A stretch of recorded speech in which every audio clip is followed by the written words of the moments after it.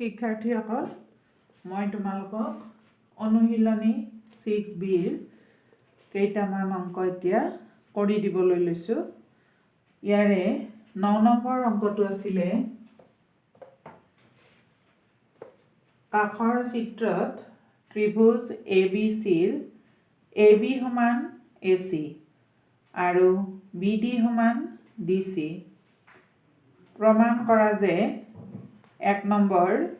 ত্ৰিভুজ ABD সৰ্বসম ত্ৰিভুজ ACD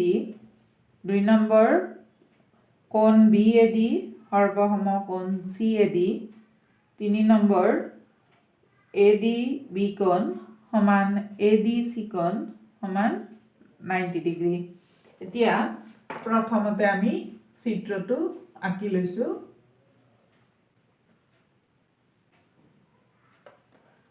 AB C এটা ত্ৰিভুজ দিয়া আছে আমাক, তাৰে দিয়া আছে AB সমান AC। তাৰপিছত ইয়াত D এটা বিন্দু আছে, মানে AD সংযোগ কৰা আছে। আমাক দিয়া আছে এতিয়া BD সমান DC। এতিয়া আমি প্ৰমাণ কৰিব লাগে যে ত্ৰিভুজ ABD সৰ্বসম ত্ৰিভুজ ACD। এতিয়া প্ৰথমতে আমি দিয়া থকা কথাখিনি এনেকৈ লিখি ল'ব লাগিব। দিয়া আছে যে ত্ৰিভুজ ABCৰ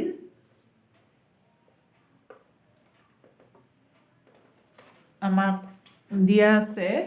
ত্ৰিভুজ ABCৰ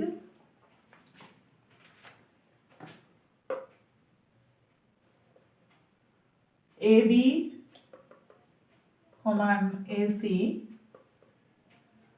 আৰু BD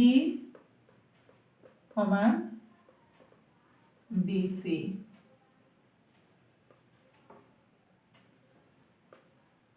প্ৰমাণ কৰিব লাগে যে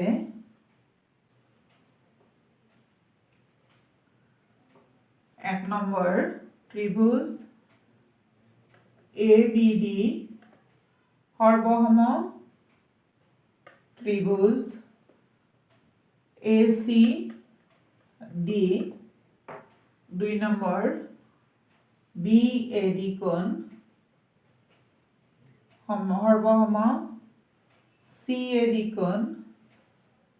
3 নম্বৰ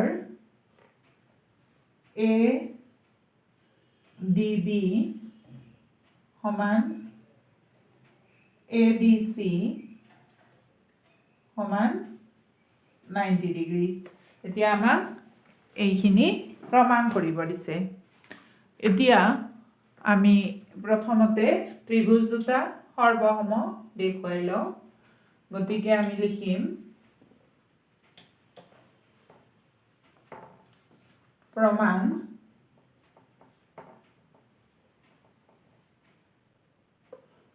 আমাক ত্ৰিভুজ যি দুটা সৰ্বসম উলিয়াব দিছে, সেই ত্ৰিভুজ দুটাৰ আমি প্ৰথমতে সৰ্বসমতাটো দেখুৱাই লওঁ। ত্ৰিভুজ ABD আৰু ত্ৰিভুজ ACDৰ কি দিয়া আছে, ABD আৰু ACD ত্ৰিভুজৰ আমাক দিয়া আছিল AB সমান AC আৰু BD সমান DC। এই দুয়োটা দিয়া আছে, গতিকে আমি দুয়োটাৰ কাৰণে একেলগে ডাঙৰকৈ বন্ধনীটো দি যিহেতু দিয়া আছে বুলি লিখি দিম। দিয়া আছে। জ্যামিতিৰ প্ৰমাণবোৰ কৰোঁতে এনেকৈ কাৰণবিলাক কাষত লিখি দিব লাগিব। এতিয়া আমাক এইখিনি দিয়া আছিল AB সমান AC, BD সমান DC, আৰু আমি দেখিছোঁ চিত্ৰত যে এই AD বাহুডাল দুয়োটা ত্ৰিভুজৰে বাহু এ বি ডি ত্ৰিভুজৰো এডাল বাহু AD আৰু এ চি ডি ত্ৰিভুজটোৰো এডাল বাহু AD মানে দুয়োটাৰে সাধাৰণ বাহু গতিকে AD সমান AD আমি কাষত লিখিম যিহেতু দুয়োটা ত্ৰিভুজৰ সাধাৰণ বাহু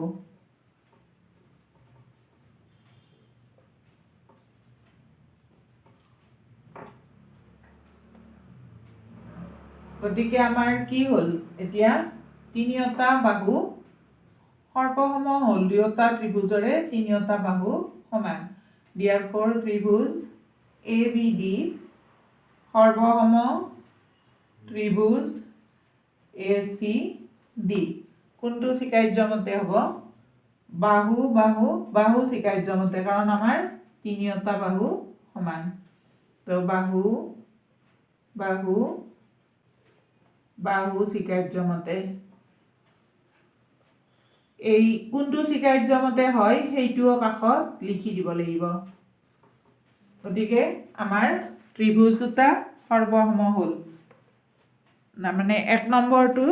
আমাক এইটোৱে কৰিব দিয়া আছিল ত্ৰিভুজ ABD সৰ্বসম ত্ৰিভুজ ACD হৈ গ'ল এতিয়া আমি জানো যে সৰ্বসম ত্ৰিভুজৰ অনুৰূপ অংশবিলাক একে গতিকে যেহেতু ABD ত্ৰিভুজ আৰু ACD ত্ৰিভুজ সৰ্বসম হ'ল গতিকে BAD কোণ মানে এইটো কোণ সমান CAD কোণ এইটো কোণ হ'ব কাৰণ সৰ্বসম ত্ৰিভুজৰ অনুৰূপ অংশ একেদৰে ADB কোণ এইটো কোণ আৰু ABC কোণ এইটো কোণ সমান হ'ব কাৰণ সেইটো সৰ্বসম ত্ৰিভুজৰে অনুৰূপ অংশ গতিকে আমি কি লিখিম এতেকে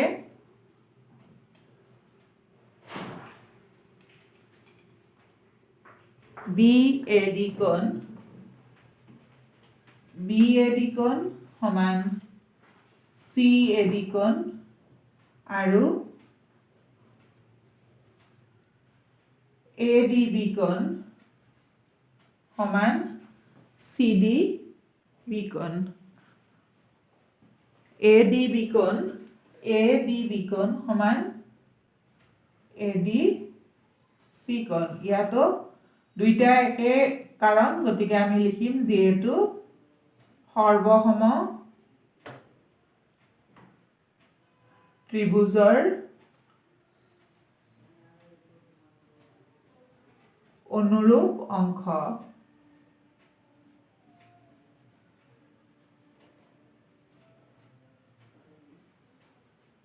আমাক 2 নম্বৰত প্ৰমাণ কৰিব দিয়া আছিল BAD কোণ সৰ্বসম CAD কোণ সৰ্বসম বা সমান একে আচলতে কোণৰ ক্ষেত্ৰত সৰ্বসমও লিখে সমানো লিখে গতিকে সমান মানে সৰ্বসম হ'ব গতিকে BAD কোণ সৰ্বসম CAD কোণ বুলি দেখুৱাব দিছে সৰ্বসম চিনটো দিয়া আছে যেহেতু সেইকাৰণে সৰ্বসম চিনটো দিব পাৰা তোমালোকে নাইবা সমান চিন দি দেখুৱাব দিলে সমান চিন দিবও পাৰিবা একে অৰ্থ তাৰ পিছত ADB কোণ এইটো কোণ সমান ADC কোণ আমি 2 নম্বৰটো হ'ল এতিয়া 3 নম্বৰটোত আমি কি দেখুৱাব লাগে 3 নম্বৰ প্ৰশ্নটোত যে ADB কোণ আৰু ADC কোণ প্ৰত্যেকটোৰে মান 90 ডিগ্ৰী এতিয়া চিত্ৰটোত চোৱাচোন তোমালোকে এই দুয়োটা কোণ মানে ADB কোণ আৰু ADC কোণ এই দুয়োটা কোণ মিলি অৰ্থাৎ দুয়োটা কোণৰ মাপৰ সমষ্টি 180 ডিগ্ৰী কাৰণ কি হয় এই কোণ দুটা এটা ৰৈখিক জোড় আৰু আমি জানো ৰৈখিক জোড়ৰ কোণ দুটাৰ মাপৰ সমষ্টি 180 ডিগ্ৰী গতিকে আমি লিখিম কিন্তু ADB কোণ যোগ ADC কোণ সমান 180 ডিগ্ৰী কাৰণটো লিখিব লাগিব যেহেতু ৰৈখিক জোৰ therefore কি হ'ব ADB কোণ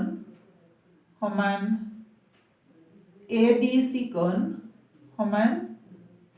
90 ডিগ্ৰী 90 ডিগ্ৰী মানে কি হ'ল আমি ইয়াত পাইছিলো ADB কোণ সমান ADC কোণ আৰু ADB কোণ আৰু ADC কোণ যেহেতু সমান গতিকে দুয়োটাৰ মাপৰ সমষ্টি 180 হলে প্ৰতিটোৰ মাপ 90 ডিগ্ৰী হ'ব তাৰ মানে কি হয় 180 degree divided by 2 equal to 90 degree হ'ব গতিকে আমাৰ 3 নম্বৰটো প্ৰমাণ কৰা হৈ গ'ল তাৰ পিছত নেক্সট প্ৰশ্নটো মই কৰিছো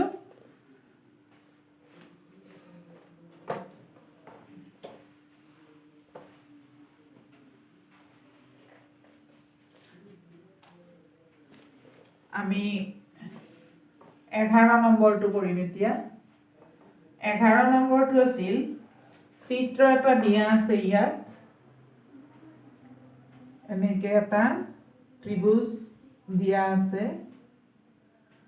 P Q R আৰু এটা ত্ৰিভুজ দিয়া আছে P S R এটা PQR আৰু এটা PSR এই ত্ৰিভুজ দুটা দিয়া আছে আমাক দিয়া আছে PQ সমান PS আৰু QR সমান SR আমি দেখুৱাব লাগে PQR কোণ সমান PSR কোণ আগৰটোৰ দৰে আমি লিখি লম দিয়া আছে যে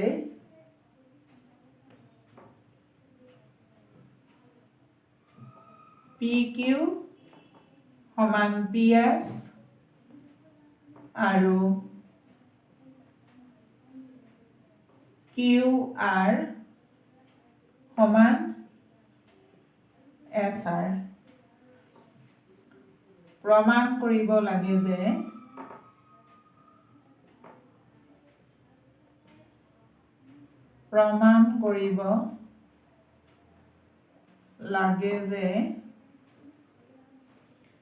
PQR কোণ সমান PSR কোণ আমাক এইটো প্ৰমাণ কৰিব দিছে এতিয়া আমি কি কৰিম প্ৰমাণটো লিখিছো ত্ৰিভুজ PQR আৰু ত্ৰিভুজ PSR আমাক দিয়া আছে PQ সমান PS PQ সমান PS আৰু QR সমান SR QR সমান SR দিয়া আছে গতিকে দুয়োটাৰে কাৰণ যেহেতু একে আমি যেহেতু দিয়া আছে বুলি লিখি লম আৰু আমি দেখিছো PQR আৰু PSR দুয়োটা ত্ৰিভুজৰে সাধাৰণ বাহুটো PR মানে PR দুয়োটা ত্ৰিভুজৰে এটা বাহু হয় গতিকে PR সমান PR যেহেতু দুয়োটা ত্ৰিভুজৰ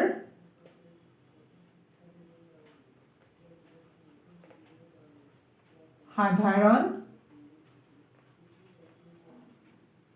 বাহু therefore কি হল তিনিওটা বাহু সমান হল গতিকে ত্ৰিভুজ PQR সৰ্বসম ত্ৰিভুজ PSR কি স্বীকাৰ্য মতে বাহু বাহু বাহু স্বীকাৰ্য মতে এই কাৰণবিলাক কাষত লিখি দিব লাগিব গতিকে আমাৰ ত্ৰিভুজ দুটা সৰ্বসম হ'ল আৰু আমি জানো সৰ্বসম ত্ৰিভুজৰ অনুৰূপ অংশবিলাক এক সমান হয় গতিকে এতেকে পি কিউ আৰ কোণ সমান পি এছ আৰ কোণ হ'ব তেকে পি কিউ আৰ কোণ সমান পি এছ আৰ কোণ যিহেতু সৰ্বসম ত্ৰিভুজৰ অনুৰূপ অংশ সেইটো লিখি দিব লাগিব যিহেতু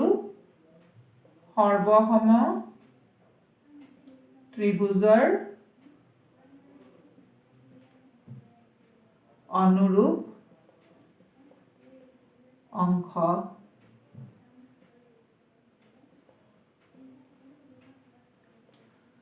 গতিকে এইদৰে আমি ত্ৰিভুজৰ সৰ্বসমতাৰ স্বীকাৰ্যকেইটাৰ সহায়ত আমি অংককেইটা কৰিব পাৰিম তোমালোকে এতিয়া অভ্যাস কৰিলে নিশ্চয় পাৰিবা তাৰপিছত আমি নেক্সট 12 নম্বৰটো কৰিছোঁ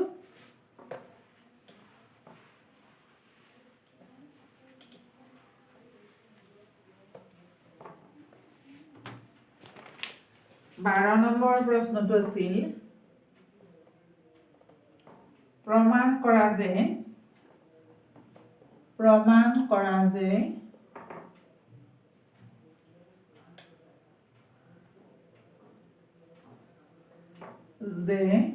সমদ্বিবাহু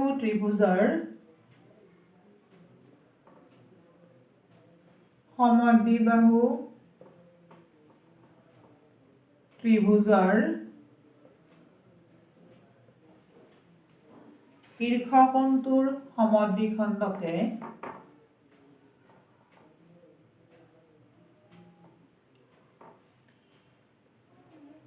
শীৰ্ষকোণটোৰ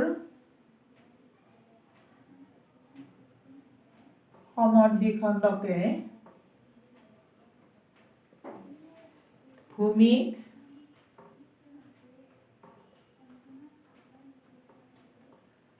লম্বভাৱে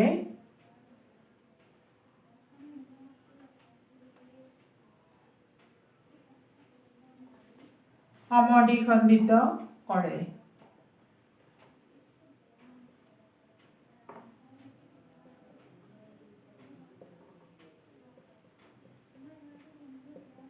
আমাক কি কৰিব দিছে যে দেখুৱা যে বা প্ৰমাণ কৰা যে সমদ্বিবাহু ত্ৰিভুজৰ শীৰ্ষকোণৰ সমদ্বিখণ্ডকে ভূমিক লম্বভাৱে সমদ্বিখণ্ডিত কৰে এতিয়া আমি এটা সমদ্বিবাহু ত্ৰিভুজ আঁকিলোঁ কাৰণ ইয়াত ত্ৰিভুজটোৰ নাম দিয়া নাই গতিকে আমি আঁকি ল'ব লাগিব আমি A B C সমদ্বিবাহু ত্ৰিভুজ আঁকিলোঁ year A B সমান এ চি এতিয়া আমাক কৈছে শীৰ্ষকোণটোৰ সমদ্বিখণ্ডক শীৰ্ষকোণৰ সমদ্বিখণ্ডকে ভূমিক সমদ্বিখণ্ডিত লম্বভাৱে সমদ্বিখণ্ডিত কৰে কৈছে যে আমাক কৈছে শীৰ্ষকোণৰ সমদ্বিখণ্ডক আমাক দিয়া আছে যে শীৰ্ষকোণৰ সমদ্বিখণ্ডকে মানে আমি শীৰ্ষকোণৰ সমদ্বিখণ্ডক এ ডি আঁকি ল'লোঁ যিহেতু এ ডি কোণ এৰ সমদ্বিখণ্ডক গতিকে এই কোণটো এইটো কোণ সমান এইটো কোণ হ'ব এতিয়া আমি দেখুৱাব লাগিব যে ভূমিক লম্বভাৱে সমদ্বিখণ্ডিত কৰে ইয়াত দুটা কথা লগ হৈ আছে এটা হ'ল প্ৰথম ভূমি এইটো এ কোণ শীৰ্ষকোণ হ'লে শীৰ্ষকোণৰ বিপৰীত বাহু ভূমি বোলে সো বি চি ভূমি হ'ল আৰু গতিকে ভূমিক সমদ্বিখণ্ডিত কৰে মানে বি ডি সমান চি ডি বুলি আমি দেখুৱাব লাগিব তেতিয়া সমদ্বিখণ্ডিত কৰেটো হ'ল ভূমিক তাৰপিছত লম্বভাৱে সমদ্বিখণ্ডিত কৰে তাৰ মানে এই কোণটো 90 ডিগ্ৰী আৰু এইটো কোণ 90 ডিগ্ৰী বুলি আমি দেখুৱাব লাগিব তেতিয়া লম্ব মানে এ ডি বি চিৰ ওপৰত লম্ব হ'ব আৰু এ ডিয়ে বি চিক সমদ্বিখণ্ডিত কৰিব অৰ্থাৎ এ ডিয়ে বি চিক লম্বভাৱে সমদ্বিখণ্ডিত কৰে বুলি প্ৰমাণ হ'ব গতিকে আমি যেহেতু নামকৰণ কৰি দিয়া নাই গতিকে আমি প্ৰথমতে নামকৰণ কৰি লিখি লৈছোঁ ধৰা হ'ল ত্ৰিভুজ ABCৰ AB সমান AC আৰু AD কোণ Aৰ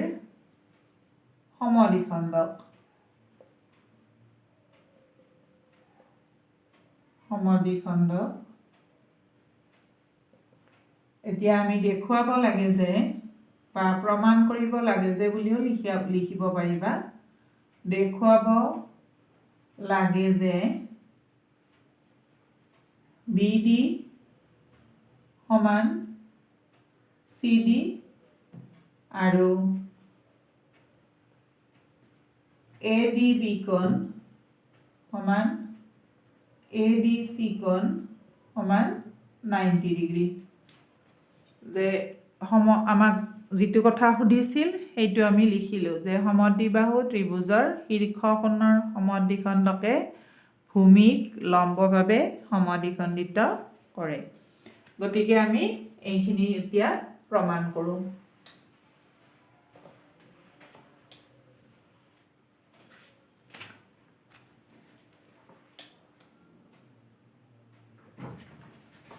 প্ৰমাণ ত্ৰিভুজ ADB আৰু ত্ৰিভুজ ADCৰ AB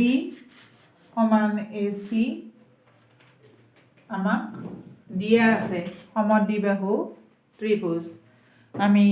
গতিকে ইয়াতে লিখিব লাগিব যেহেতু দিয়া আছে তাৰ পিছত BAD কোণ সমান CAD কোণ কিয় হ'ল যেহেতু AD কোণ Aৰ সমদ্বিখণ্ডক আমি অংকন মতে বুলিও লিখিব পাৰোঁ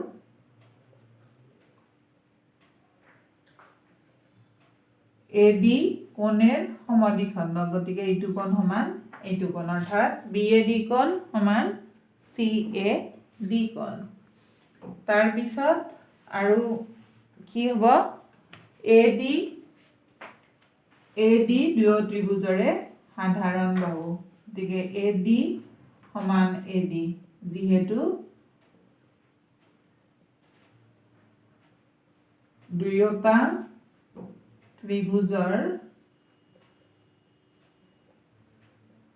সাধাৰণ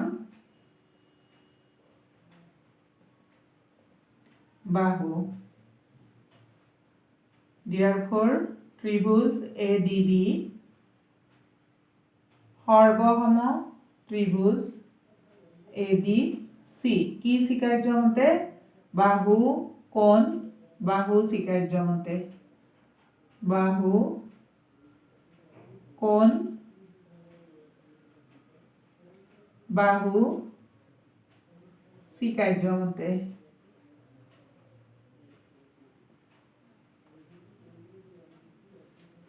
এতেকে BD সমান CD আৰু ADB কোণ সমান ADC কোণ কিয় যেহেতু সৰ্বসম ত্ৰিভুজৰ অনুৰূপ অংশ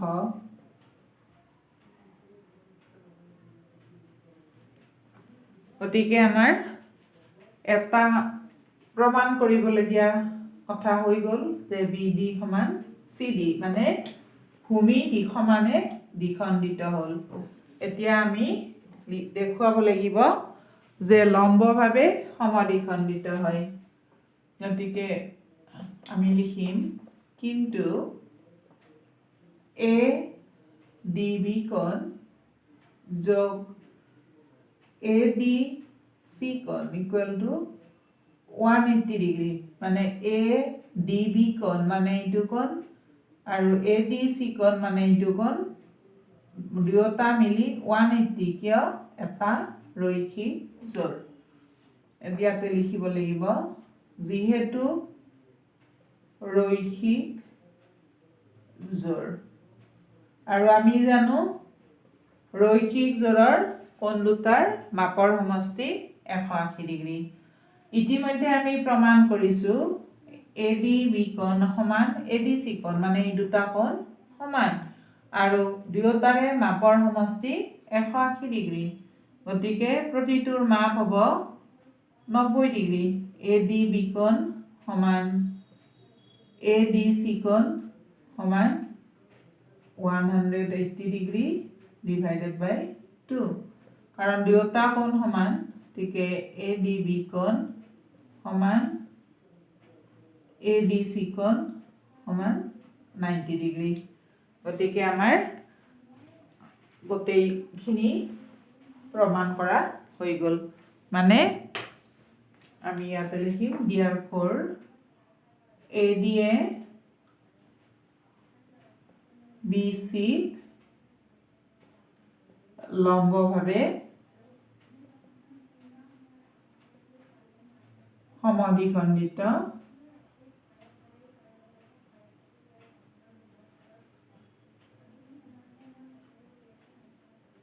কৰিছে গতিকে তোমালোকে এইখিনি কৰি চাবা আৰু ভালদৰে দুবাৰমান পঢ়ি পেলাই বুজি ল'বা ইয়াৰ পিছত আমি ইয়াৰ পিছৰ অংশখিনি কৰি ল'ম